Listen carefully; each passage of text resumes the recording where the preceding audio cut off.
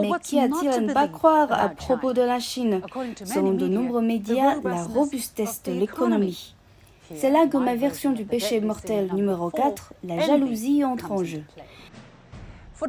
Depuis des décennies, depuis les politiques de réforme et d'ouverture de la Chine, malgré une croissance annuelle de près de 10% par an, selon les médias étrangers, l'économie chinoise a apparemment stagné, trébuché et s'est même effondrée plusieurs fois.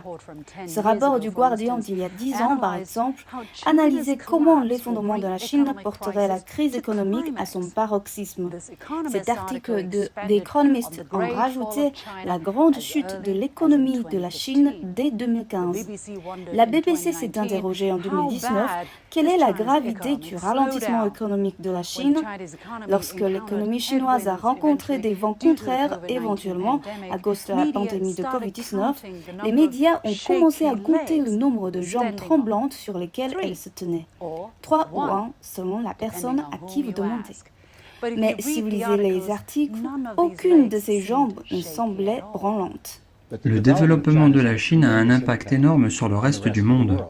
Tout d'abord, elle a créé un nouveau marché en pleine expansion qui a profité aux pays du monde entier.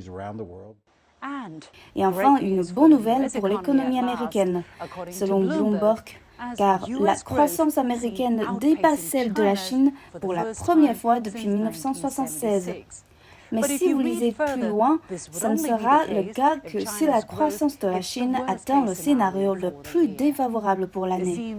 Cela semble déconcertant pour certains, un peu ironique même, que les sociétés occidentales puissent être surpassées par une population non blanche dirigée par un parti communiste dans un système non occidental et sans faire la guerre. Nous voyons un problème et nous l'ignorons. La Chine voit un problème et le résout. Nous ne perdons pas face à la Chine, nous avons perdu. Les retours ne sont juste pas encore tous arrivés. Absolument, c'est de l'envie, c'est la jalousie. C'est leur croyance profondément ancrée qu'ils sont supérieurs qui s'effilochent. Le progrès que fait la société chinoise, c'est quelque chose que vous devez voir pour le croire. Mais quand vous le voyez, vous comprenez pleinement pourquoi les pays occidentaux se sentent menacés.